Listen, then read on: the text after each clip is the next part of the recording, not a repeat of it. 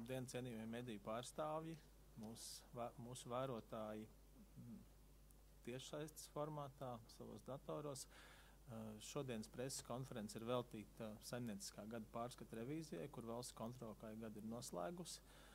Preses konferencē piedalās un jums sīkāk pastāstīs par revīzijā konstatēto valsts kontrolēru Elita Krūmiņu, revīzijas un metodoloģijas departamenta direktoru valsts kontroles padomes locekli Kristīna Jaunzeme, 5. revīzijas departamenta direktors un valsts kontroles padomes loceklis Edgars Korčagins.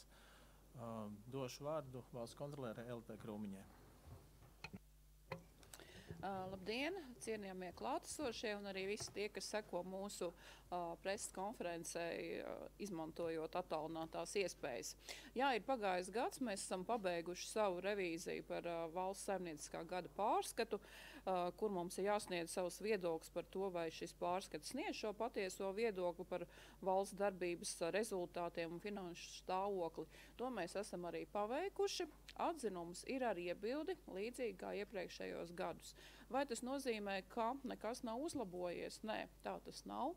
Ir lietas, kas ir sakārtotas, bet jāsaka tā, ka, protams, izdarot darbu un kopīgi ar ministrijām un citām centrālajām iestādēm novēršot konstatētos trūkumus, mēs arī ejam tālāk, skatāmies ar vien dziļāk, daudz jaunas lietas, piemēram, skatoties tās pašas arī atvasinātos finanšu instrumentus vai saistību apjoms un citas lietas. Tā kā tas ir tāds nepārtraukts process, kur mēs sadarbībā jau ar mūsu ministrijām, citām centrālajām iestādēm, pašvaldībām darbojamies. Mani kolēģi pastāstīs jau detalizēti gan par šiem finanšu uzskaitas jautājumiem, kas ir vēl jāsakārto, bet, kā jau es iepriekš teicu, mēs skatāmies ne tikai uz šo uzskaitu, mēs skatāmies arī uz to, vai finanšu līdzekļi ir izlietoti atbilstoši mērķi, viņi ir izlietoti tam, kam viņi bijuši paredzēti. Mēs skatāmies arī uz to, vai valsts ir apzinājusi savas saistības, kas ir ļoti būtiski, lai saprastu, kā tad rīkoties tālāk, kādus lēmumus valstī var pieņemt. Un šeit mēs runāsim par tādām būtiskām lietām, kā šiem pēcnodarbinātības lēmumiem, kas ir gan pašvaldību deputātiem. Mēs runāsim par izdienas pensiju saistībām, un mēs runāsim arī par iespējamām saistībām no tā fakta, ka Latvija piedalās dažādās starptautiskajās organizācijās. Līdz ar to tas būs tāds diezgan plašs vērtējums, ko valsts kontrole sniegs par visiem šiem jautājumiem, līdz ar to jau detalizētāk mani kolēģi. Paldies, vārds Kristīnai Jaunzemei.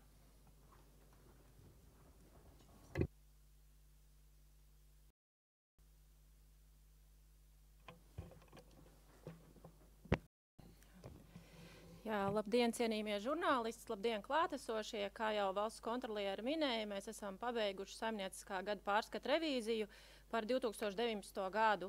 Un sākumā pavisam īsi vēlreiz atkārtošu, tad kāds ir šīs revīzijas mērķis. Šīs revīzijas mērķis ir sniegt atzinumu, vai tas, ko mēs esam norādījuši savā saimnieciskā gada pārskatā, sniedz patiesu, pareizu un ticamu informāciju par valsts finansiālo stāvokli pārskata gada beigās. Un, ja mēs skatāmies uz saimnieciskā gada pārskata skaitļiem, tad tie valsts aktīvi, ko mēs saimnieciskā gada pārskata revīzijā pārbaudām, ir 29,5 miljārdi. Kā jau valsts kontrolieri minēja, tad saimnieciskā gada pārskata revīzijas rezultāts ir atzinums ar iebildēm, un atzinums ar iebildēm ir būtisku apjoma. Un tad, kad mēs valsts kontrolē runājam par būtiskiem apjoma ierobežojumiem, ko tas nozīmē? Tas nozīmē, ka revidenti nevarēja pārliecināties par šīs informācijas patiesumu, par šīs informācijas pareizību dažādu iemeslu dēļ, proti mēs nevarējām noteikt šo te kļūdas apmēru. Un tie būtiskākie posteņi, kur mums ir apjoma ierobežojumi, šajā saimnieciskā gada pārskata revīzijā, tas ir 3. slaids, paldies. Tātad būtiskākie posteņi, kur mums ir šie te apjoma ierobežojumi, ir saistīti ar lietām, par ko mēs esam jau runājuši vairākās saimnieciskā gada pārskata revīzijās. Proti, tie ir ilgtermiņa ieguldījumi. Mums ir apjoma ierobežojums par 1,2 miljardiem eiro, no kuriem absolūti lielākā daļa ir tādēļ, ka Rīgas un Jūrmalas pilsētas pašvaldības ilgstoši nav pabeiguši savas transportu būvju inventarizācijas. Tie ir tilti, ielas, ceļi, pārvadi. Līdz ar to mēs nevaram pārliecināties par šo aktīvu vērtību. 0,9 miljārdi no visa šī ilgtermiņa ieguldījuma posteņa apjoma ierobežojumi ir tieši šo neveikto inventarizāciju dēļ. Šo lietu atrisinot, valsts kontrolas atzinums jau būtu pozitīvāks. Tad tāpatās apjoma ierobežojumi ir saistīti ar vairākiem citiem posteņiem. Te jau 9 miljārdi ir apjoma ierobežojums saistībā ar aizvien neieviesto uzkrāšanas principu nodokļu ieņēmumu uzskaitē. Tāpat tās ir apjoma ierobežojums saistībā ar atvasinātiem finanšu instrumentiem 200 miljoni. Un šogad mums ir nācis klāt jauns jautājums saistībā ar saistībām par Latvijas dalību starptautiskajās organizācijās. Gribētu uzsvērt, kad valsts finanšu saimniecības turēšana kārtībā vai finanšu uzskaits jautājumi, tie ir jautājumi, kas ir jārisina katru dienu. Un tas, kad valsts kontrolē ir atzinums ar iebildumu, tas nav ne slikti, ne labi. Pagājuši gadu bija daudz sliktāk, šogad ir daudz labāk, jo daudz lietas, par ko mēs runājam pagājuši gadu, šogad vairs nav aktuāls, taču ir nākušas klāt arī jaunas lietas. Un viena šī jaunā lieta ir par saimnieciskā gada pārskatā neuzrādītajām saistībām saistībā ar dalību starptautiskajās organizācijās. Tas, ko mēs redzam, kad mēs pamatā valsts budžetā uzrādam, plānojam un arī saimnieciskā gada pārskatā uzrādam izdevumu pozīcijas, proti tie ir maksājumi, dalības maksas, cita veida iemaksas, taču mēs pilnībā esam aizmirsuši cita veida saistības, kas arī ir kaut kādā brīdī var būt mūsu valsts budžeta izdevumi. Un pētot šo jautājumu sadarbībā ar Somijas kolēģiem, tas, ko mēs esam redzējuši un sapratuši, kad Somijas augstākā revīzijas iestāde veicot revīziju par savas valsts saistībām starptautiskajās organizācijās tieši par pēcnodarbinātības labumiem, viņu saistības ir 1,4 miljārdi. Visdrīzāk, ka Latvijas saistības nav tik lielas, taču, lai noteikti šo saistību apmēru, ir jāveic attiecīgi priekšdarbi, ir jāveic aplēses. Pirmkārt, ir jānoskaidro, cik tad starptautiskajās organizācijās mēs vispār esam dalības valsts, jo šķetinot šo jautājumu, mēs sapratām, ka publiskajā telpā nav pieejama vienu vietu apkopota informācija par to, kur tad mēs kā Latvija esam dalība valsts, kādās starptautiskajās organizācijās. Un revidenti veicot revīzijas darbu, izpētīja 2019. gada budžeta paskaidrojums, institūcija mājaslaps, un mēs nonācām līdz skaitam 120, kad Latvija ir dalība valsts 120 starptautiskajās organizācijās. Taču konsultējoties ar ārlietu ministriju, mēs sapratām, ka ne visas 120 ir tiešām starptautiskās organizācijas, ne visām ir atbilstoša tiesību spēja, rīcību spēja. Līdz ar to, lai mēs varētu nonākt līdz kaut kādai aplēsei, kādas tad ir šīs Latvijas saistības, no sākuma ir jāsaprot, kur mēs piedalāmies, cik tas jau šobrīd maksā un kādas ir šīs iespējamās saistības. Un tāpēc mēs arī devām attiecīgus priekšlikumus, ieteikumus ministru kabinetam, lai šo jautājumu sakārtotu. Un tāpatās mēs arī visi ļoti labi zinām, kad ir ārkārtīgi svarīgi saulaicīgi plānot izdevumus, ieplānot izdevumus, lai mēs varētu šīs izdevuma pozīcijas nosekt. Un tas, ko mēs arī redzējām šā gada saimnieciskā gada pārskata revīzijā, kad nevienmēr tas izdodas arī ar dalību starptautiskajās organizācijās, kas ir iepriekš zināma, nekas neparedzēts tur nav noticis. Un tas, ko mēs redzējām šogad, kad, piemēram, par 19. gadu dalības maksa ekonomiskās sadarbības un attīstības organizācijā, dalības maksa Eiropas kosmosa aģentūrā tika sekta no tādiem līdzekļiem kā līdzekļu neparedzētiem gadījumiem vai pārdalot brīvpusdienām paredzētos līdzekļus, kuri bija saplānoti vairāk nekā bija nepieciešams. Vēl viens jautājums, ko mēs skatījām šā gada saimnieciskā gada pārskata revīzijā, bija par izdienas pensijām. Jau pavasara posmā maijā noslēdzot ikgadējās finanšu revīzijas, bija vairāk kārt šis jautājums uzsvērts par to, ka ir nepieciešams gada pārskatos norādīt, kāds tad ir izdienas pensiju saistību apmērs. Taču pavasarī vēl mēs nebijām tikuši tik tālu, kā mēs esam šobrīd, jo aizvien bija milzīgas neskaidrības par to, kam tad ir jāveic šie aprēķini par izdienas pensiju saistību apmēru, kādā veidā tie ir jāveic un kur tie ir jāuzrāda. Tad šobrīd mēs esam tikuši tik tālu, ka mēs sapratuši esam, kam tas ir jādara, kā tas ir jādara, un šie aprēķini ir veikti. Un pirmo reizi saimnieciskā gada pārskatā ir uzrādīts šis izdienas pensiju saistība apmērs. Un, tas skaitlis ir 4 miljārdi, tā vairs nav aplēse, tie ir reāli aprēķini, kas ir veikti ņemot vērā jau to personu skaitu, kuriem normatīvie akti šobrīd paredz tiesības saņemt izdienas pensiju, tātad ņemot vērā jau šo esošo strādājošo personu loku. Un piemērojot koeficientu, ņemot vērā, tad kāds tad var būt atbirums atkarībā no nozarēm, kur ir tiesības saņemt šīs izdienas pensijas, kā arī ņemot vērā vidējo mūža ilgumu. Un tas, ko mēs kā valsts kontrole redzam un ko mēs jau vairāk kārt esam teikuši, kad šie 4 miljārdi, un it īpaši arī turpinot paplašināt izdienas pensiju saņēmēju loku, ka tas var būt nepanesams sloks valsts budžetam.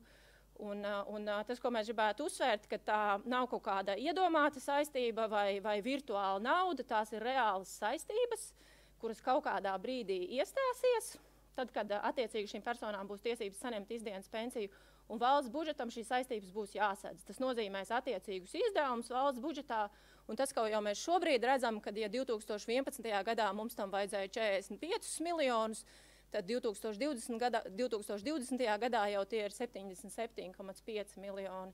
Tās ir būtiskas summas, ko mēs izmaksājam izdienas pensijās, un tā kā resursi ir ierobežoti, tad mēs šos līdzekļus nevaram izmantot citām sabiedrībai svarīgām funkcijām. Un valsts kontroles ierosinājums ir tiešām vērtēt šo jautājumu, cik mūsu izdienas pensija politika ir ilgspējīga, cik tā ir taisnīga. Jo tas, ko mēs redzam, kad šī izdienas pensiju politika jau sen nesasniedz tos mērķus, kāpēc vispār izdienas pensijas tika izveidotas, proti sociālais nodrošinājums profesijās, kur ir augsta sociālā bīstamība, sociālais nodrošinājums profesijās, kur ir šie riski ātram darbspēju zudumam, proti tas, ko mēs no iepriekšējā revīziju darba redzam, ka 7 no 10 turpina strādāt tai pašā profesijā, no kuras viņi ir aizgājuši izdienas pensijā. Līdz ar to tas ir papildus ienākums un absolūti netaisnīgi pret parastajiem vecuma pensiju saņēmējiem, jo tas nozīmē, ka, ja es esmu izdienas pensiju saņēmējs, es varu aiziet pensijā ātrāk, es varu saņemt lielāku pensiju un es varu turpināt strādāt. Līdz ar to mūsu ieskatā esošā izdienas pensiju politika būtu jāpārskata, nekādā gadījumā nedrīkst vēl vairāk paplašināt šo loku, šo izdienas pensiju saņēmēju loku, jo vienā brīdī šis loks var būt nepanesams valsts budžetām. Un es vēlreiz gribētu uzsvērt, ka saistība apmērs 4 miljārdi, tā nav virtuāla nauda, tā ir reāla nauda, kas būs vajadzīga valsts budžetā, un viņi jau izriet jau no esošām saistībām. Tad vēl viens jautājums, ko mēs skatījām saimnieciskā gada pārskata revīzijā, ir par valsts nodevu uzskaiti. Un te es pavisam īsi gribētu iezīmēt to situāciju, kas mums ir ar valsts nodevām. Tas, ko mēs redzam, kad no valsts nodevām mēs ieņemam 150,1 miljonu eiro. Mums ir 732 valsts nodevas. Šogad jau šis nodevu skaits ir palielinājies. Mēs esam ļoti naski uz jaunu obligāto maksājumu noteikšanu saviem iedzīvotājiem par dažādu pakalpojumu sniegšanu, par dažādu nodrošinājumu. Bet mēs esam ļoti kūtri attiecībā uz šo valsts nodevu uzskaiti. Tas, ko mēs redzam valsts nodevu uzskaits pārskatos, kad mazāk kā puse nodevu ieņēmumu vispār ir uzskaitīti un ir izsekojami, kuri tad līdzekļi valsts budžetā ir nākuši no kuras nodevas. Un patiesībā tādus pilnīgi precīzus un pareizus valsts nodevu pārskatus ir sagatavojuši tikai 4 institūcijas no visām daudzajām nodevu administrācijām, kas mūsu valstī ir. Un attiecīgi tas mūsu pamudinājums mēs arī iepriekšējās saimnieciskā gada pārskata revīzijās esam devuši par šo ieteikumus. Tas mūsu pamudinājums ieviešot ieteikumus tiešām atbildīgi izturēties pret šo valsts nodevu uzskaiti, tā lai mēs tiešām varētu gūt ticamu informāciju par to, kādas tad ir valsts budžetā ieņēmumi no valsts nodevām. Šogad rotācijas kārtībā skatījām arī vienu no valsts nodevām, kas ir būvkomersantu reģistrācijas nodeva. Un tas, ko mēs pie būvkomersantu reģistrācijas nodevas redzējām, kad ir nepieciešami pilnveidojumi šīs nodevas administrēšanā tieši saistībā ar kontrolas pasākumiem, proti uzraudzīt šo te nodevas iemaksu veikšanu, jo tas, ko mēs redzējām, kad ne visi komersanti, kuriem ir jāreģistrējās būvkomersantu reģistrā, reģistrējās, attiecīgi ne visi maksā nodevas. Attiecīgi, tā kā valsts institūcijas savā starpā neapmainās ar informāciju, tad atsevišķi komersanti to diezgan labprāt izmanto, katrai institūcijai sniedzot atšķirīgu informāciju un tādā veidā samazinot nodevas apmēru. Un tāpēc arī mēs daudzos gadījumos nevarējām izsekot šim te pamatojumam, kāpēc ir samazināts nodevas apmērs. Tie dokumenti, kas mums bija pieejami un kas bija pie lēmumu pieņemšanas, mēs īsti nevarējām noticēt šim te nodevas apmēra samazinājumam. Un tāpēc mēs esam devuši ieteikumu pilnveidot šo te nodevas samaksas uzraudzības kārtību, un kā ekonomikas ministrija un Būvniecības valsts kontrolas birojas ir informējis, tad darbs jau pie nepieciešamiem pilnveidojumiem notiek. Tad vēl viens jautājums, ko mēs skatījām, bija par pētījumu iepirkšanu institūcijās un kāpēc šis jautājums ir svarīgs. Valsts pārvaldes institūcijas iepērk dažādu veidu pētījumus, un tas nosacījums ir, ka visai šai informācijai jābūt caurskatāmai, publiski pieejamai, lai mēs dažādās adresēs, dažādās institūcijās par nodokļu maksātāju naudu nepirktu pētījumus par analoģiskām tēmām. Proti, ka tas, ko mēs nopērkam par nodokļu maksātāju naudu, tas, ko mēs izpētam, tad tas visiem attiecīgi ir pieejams un lietojams. Un tas, ko mēs redzam, ir, kad pētījumu datu bāzē darbojās daļēji, varētu teikt. Tajā nav virkni šo te publisku personu pasūtīto un no nodokļu maksātāju naudas apmaksāto pētījumu. Un mēs nevien nevaram izsekot, kādi tad pētījumi ir veikti, bet mēs arī nezinām, cik naudas tam ir izlietots. Un tāpēc mēs arī par šo tēmu esam devuši priekšlikumu ministru kabinetam un pārresoru koordinācijas centram tiešām veikt uzraudzību par šo te, cik mēs pētījumus pasūtām, pa kādām tēmām, lai šīs te darbības nedublētos un lai mēs vairākas reizes neapmaksātu vienu un to pašu. Un tad visbeidzot, skatoties uz pētījumu jautājumu, mēs arī šajā revīzijā saskārāmies ar mūžseno ārpakalpojumu līgumu jautājumu, proti, kas ir tas, ko mēs kā valsts pārvalde iepērkam ārpakalpojumā, un cik bieži vai reti mēs iepērkam tādus pakalpojumus, kas patiesībā ir mūsu pašu darbinieku kompetencē un pienākumos atbilstoši jau noslēgtajiem darba līgumiem. Un tas, ko mēs gribētu ļoti uzsvērt gan pašvaldībām, gan arī valsts pārvaldes institūcijām, kad ārpakalpojumu līgumus mēs slēdzam tad, ja tiešām ir nepieciešama padziļināta ekspertīze, ko nevar veikt mūsu darbinieki. Mēs esam par to iepriekš veikuši izvērtējumu, nofiksējuši viņu rakstveidā, nevis izdomājuši tad, kad valsts kontrole prasa. Un attiecīgi tikai tad mēs slēdzam šādu ārpakalpojumu līgumu. Un, diemžēl šajā revīzijā mums nācās saskarties ar vienu nepatīkamu, nelikumīgu gadījumu Saldus pusē, kad bija noslēgts līgums par juridiskām konsultācijām, kas bija 1:1 ar darbinieku pienākumos esošiem pienākumiem. Samaksāt 46 000, nav arī dokumentu, kas apliecinātu līguma izpildi pilnā apmērā, un pašvaldība arī atzīst, ka jā, izvērtējumu neveicām, jā, šāds fakts ir bijis, atbalstam, ka valsts kontrole versīsies tiesība aizsardzības iestādēs. Bet tas nav tikai Saldus novada pašvaldības stāsts vai pašvaldības stāsts, tas ir arī valsts pārvaldes stāsts. Pirms mēs kaut ko iepērkam ārpakalpojumā, tiešām rūpīgi pavērtējam, vai tas jau nav jāveic mūsu darbiniekiem un pērkam tiešām to, kur vai kaut kādu padziļinātu ekspertīzi, ko mūsu darbinieki nevar nodrošināt. Un tagad, pirms mēs vēl par pašvaldībām, tad par atbilstības jautājumu izvērtējumu rezultātiem pavisam īsi mums bija 5 atbilstības jautājumi šajā revīzijā. Atbilstības jautājumi saimnieciskā gada pārskata revīzijā ir tādi jautājumi, kas ir būtiski projekti, būtiski finansējuma izlietojumi, kur valsts kontrole seko līdzi attiecīgi vai ir ievērot normatīvi akti, vai finansējums ir izlietots atbilstoši mērķim, un 4 atzinumi mums te bija ar pozitīvu vērtējumu.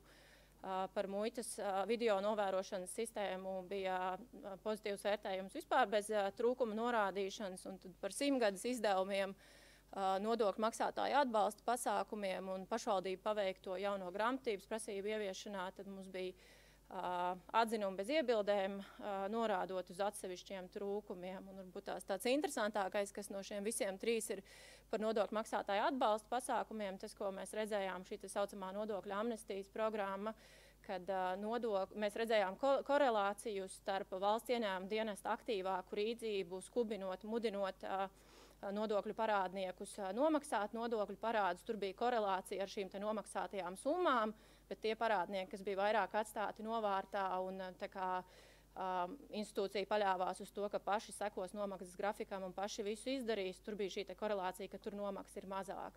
Tā kā atkal tas secinājums no mūsu puses, kad strādāt ar klientu, strādāt ar iedzīvotāju, tas vienmēr atmaksājās, un tas atmaksājās arī tādā veidā, ka mēs gūstam lielākus ieņēmumus valsts budžetā.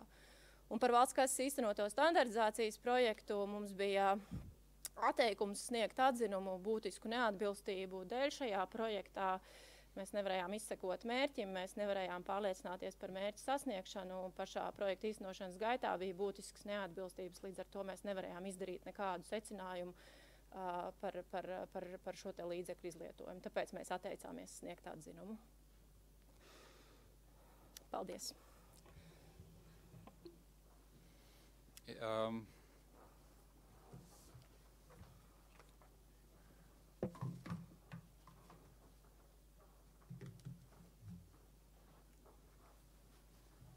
Jā, labdien visiem!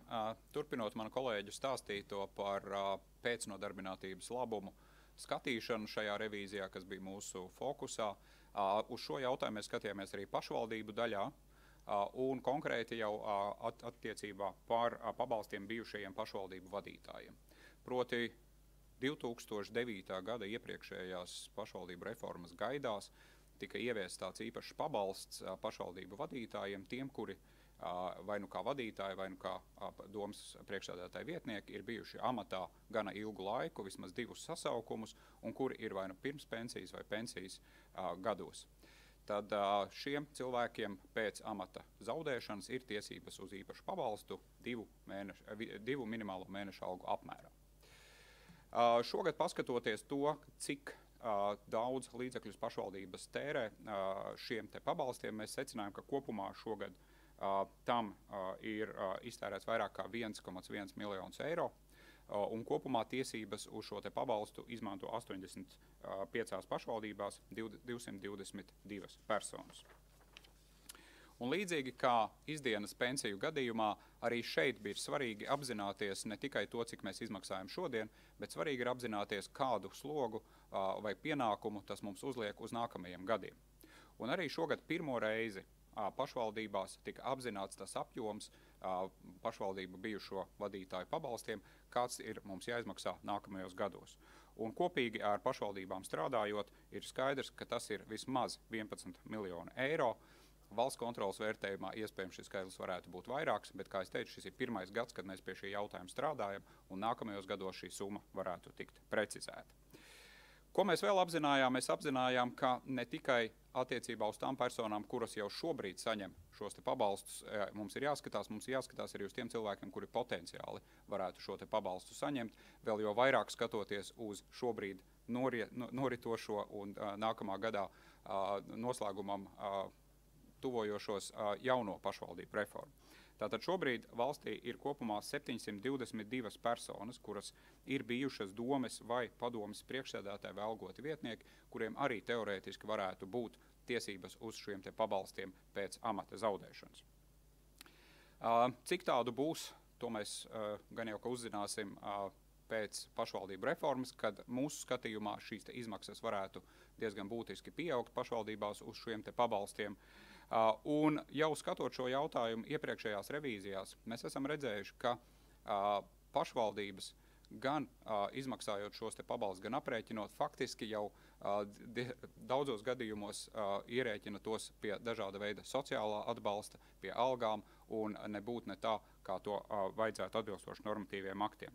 Un tas mums rada arī jautājumu, vai vispār šādi pabalsti turpmāk ir nepieciešami, ņemot vērā to, ka ir gan pieejams valstī pārkvalifikācijas iespējas cilvēkiem, kas ir zaudējuši tādu vai citādu amatu, ir pieejami cita veida sociālā atbalsta pasākumi. Un šīs revīzijas noslēgumā valsts kontrole arī vērsīsies gan pie valdības, gan pie Saeimas atbildīgās komisijas, kuras darba kārtībā šobrīd kā reiz ir deputātu iesniegtais priekšlikums par šī pabalsta turpmākā likteņa izvērtēšanu. Jau pārējot pie jaunākās pašvaldību reformas, jeb tās, kas norit šobrīd, mēs šīs revīzijas ietveros arī diezgan lielu akcentu likām un diezgan lielus spēkus patērējām uz tādu vai citu revīzijas kontekstā aktuālu jautājumu skatīšanu. Jaunzemes kundze jau minēja, ka mēs skatījāmies grāmatvedības jautājumus pastiprināti pašvaldībās, bet vēl viens jautājums, kuru es gribu īpaši izcelt, ka gaidāmās reformas kontekstā valsts kontrole ir apkopojusi informāciju par visu pašvaldību IT saimniecībām. Kāpēc tas ir būtiski? Jūs redzat no priekšā esošajiem skaitļiem, ka pašvaldībās mēs kopā runājam par teju 70 000 datoru, 562 dažādām informācijas sistēmām un programmatūrām ar dažādām gan pamatversijām, gan atjaunotajām versijām. Mēs runājam par 630 serveriem, kas ir izmitināti 164 dažādās serveru telpās, gan pašvaldību rīcībā esošajās telpās, gan pie pakalpojumu sniedzējiem. Tātad redzams, ka šī IT saimniecība ir ļoti liela, un to savienošana, kopā savienojot dažādas pašvaldības, protams, ir ļoti izaicinoša. Un izaicinoša vairāku risku dēļ, kurus mēs redzējām šajā revīzijā, pirmām kārtām jau tāpēc, ka vairāk kā pusē pašvaldību šī IT saimniecības pārvaldība ir decentralizēta. Tas nozīmē to, ka nav viena pašvaldībās centralizēta IT pārvaldnieka un ka tas ir atstāts daudzu un dažādu institūciju ziņā. Jau vienas pašvaldības ietvaros, nerunājot par to, ka pašvaldībām šo saimniecību vēl vajadzēs likt savstarpēji kopā. Mēs redzējām, ka arī tik būtiskās jautājumā, kā informācijas sistēma drošības klases, ir dažādas pieejas. Pašvaldībās vienām un tām pašām sistēmām dažādas pašvaldības ir noteikušas atšķirības drošības klases. Šos te daudzos riskus, kurus mēs redzējām revīzijā, mēs esam apkopojuši un esam gājuši soli tālāk, proti esam piedāvājuši pašvaldībām 13 soļu, tādu var teikt ieteikumu vadlīnijas, ar kuru palīdzību mēs aicinām visas pašvaldības jau šobrīd reformas, kā saka, diezgan agrīnā posmā, gan veikt pasākumus informācijas komunikācijas tehnoloģiju resursu pārņemšanai, informācijas sistēmu darbības nodrošināšanai un arī šī te atbalsta nodrošināšanai. Proti darīt darbus šodien, jau negaidot nākamo gadu. Tas, kas ir būtiski, ka šī informācija būs arī pieejama visām pašvaldībām jau par konkrētām programmām, jau par konkrētiem resursiem. Līdz ar to mēs aicinām visas pašvaldības, kuras ir ieinteresētas izmantot šo informāciju savu IT saimniecību sakārtošanai un nākotnes plānošanai, vērsties jau valsts kontrolē, mēs šo informāciju jums būsim gatavi sniegt. Un visbeidzot, visas šīs lielās revīzijas noslēgumā mēs esam snieguši 9 ieteikumus un 2 priekšlikumus. Šeit jūs varat redzēt, ka ir sniegti gan Finanšu ministrijai, gan pārresoru koordinācijas centram, gan ministru kabinetam. Un pamatā tie ir jautājumi, kuru mēs sniedzam priekšlikumu, ir saistīti ar gada pārskatu, arī ar citiem jautājumiem un jau specifiski ar iepriekš minētajiem atbilstības jautājumiem. Paldies! Paldies! Tagad būtu laiks žurnālistu jautājumiem. Lūdzu, stādieties priekšā.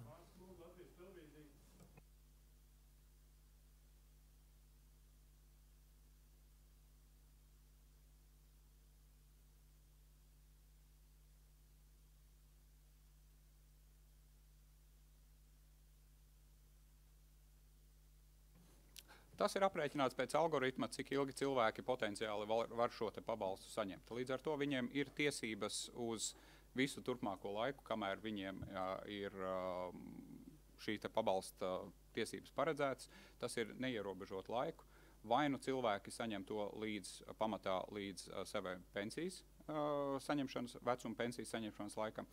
Savukārt, ja šī aprēķinātā pensija ir mazāka par šo te pabalstu, tad arī starpība tiek izmaksāta no pašvaldības līdzekļiem. Līdz ar to tas var būt arī gana ilgs laiks. Ņemot vērā, ka minimālā alga tiks palielināta, tas nozīmē, ka nākamgad šis pabalsts būs 1000 eiro. Tieši tā. Un jūs minējāt, ka esat vērsušies pie Saeimas deputātiem, vai šobrīd ir jums kāda atbilde? To mēs darām tieši šodien, kā reiz vai tuvākajās dienās, pabeidzot revīziju. Un, cik es zinu, ir Saeimas darba kārtībā šis te jautājums, ir nodots atbildīgai komisijai, valsts pārvaldes un pašvaldību komisijai, kura arī pie šī jautājuma strādās. Vai valsts kontrolas ieskatā šāds pabalsts, piemēram, kā jūs arī minējāt, daudz pašvaldību vadītāju zaudēs amatu, vai šāds pabalsts vispār ir nepareizs, vai viņiem neko nevajadzētu saņemt, vai jums ir citi iebildumi par to, piemēram, tas, ka viņi saņem tik ilgi viņu, kāda jums tur ir nostāja? Mūsu skatījumā ir nepieciešams vērtēt par to, vai šāds pabalsts vispār būtu nepieciešams. Vai nav mūsu valstī citi veidi pasākumi gan no sociālā atbalsta, gan no pārkvalifikācijas iespējām, kurus būtu iespējams piemērot, tā skaitā arī domju bijušajiem vadītājiem un viņu algotiem vietniekiem gadījumos, kad viņi zaudē darbu.